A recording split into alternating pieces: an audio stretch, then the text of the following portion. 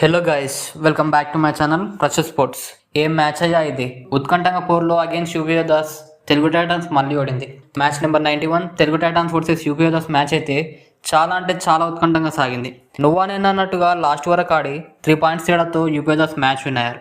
తెలుగు టైటన్స్కి ఇదెక్కడి దరిద్రమో తెలియదు కానీ ఫస్ట్ హాఫ్లో ప్రతి మ్యాచ్లో చాలా బాగా పర్ఫామ్ చేస్తారు, అలాగే లీడ్లు కూడా ఉంటారు. కానీ సెకండ్ హాఫ్లో మాత్రం ఎందుకు అలా పర్ఫామ్ చేస్తారో అర్థమే కాదు.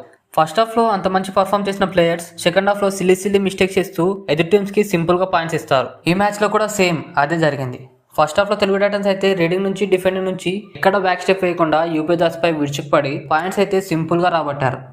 రైడింగ్లో అయితే విజయ్ మాలిక్ ఒక్కడే పర్ఫామ్ చేశాడు, కానీ డిఫెండింగ్లో అయితే పర్వాలేదు అనిపించారు. ఫస్ట్ హాఫ్లో రీడింగ్ నుంచి 700 పాయింట్స్, అలాగే డిఫెండింగ్ నుంచి కూడా సేమ్ 7 ట్యాకిల్ చేసి యూపీ దాస్ని ఫస్ట్ హాఫ్లోనే ఆల్అౌట్ కూడా చేసి మంచి లీడ్లోకి వెళ్ళింది.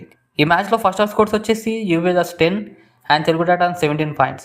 7 పాయింట్స్ తేడాతో మంచి లీడ్లో ఉండే ఫస్ట్ హాఫ్లో. కానీ ఎప్పుడైతే సెకండ్ హాఫ్ స్టార్ట్ అయిందో లేదో మెల్లిమెల్లిగా మిస్టేక్ చేయడం మొదలు పెట్టారు. ఎదురు టీంకి సింపుల్గా పాయింట్స్ ఇస్తున్నారు. యూపీ దాస్లో మాత్రం రైడింగ్ నుంచి గగన్ గౌడ్ అయితే 1 మ్యాచ్ చూపించాడని చెప్పాలి. రైడ్కి వెళ్ళాడంటే ఏదో ఒక విధంగా పాయింట్తోనే తిరిగి వస్తున్నాడు. తను చేసిన 13 రైడ్స్లో 15 రైడ్ పాయింట్స్ సాధిస్తే తనని తెలుగు టైటన్స్ కేవలం ఒకే ఒకసారి ట్యాకిల్ చేశారు, అంతే.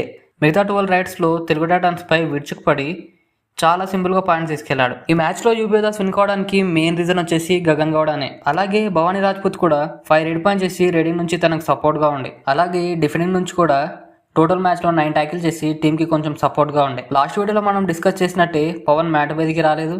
అలాగే గగన్ గౌడ అండ్ భవానీ రాజ్పుత్ని టార్గెట్ చేస్తే మ్యాచ్ గెలిచేస్తామని డిస్కస్ చేశాం, కానీ మన వాళ్ళు గగన్ గౌడ అని ఆపలేకపోయారు.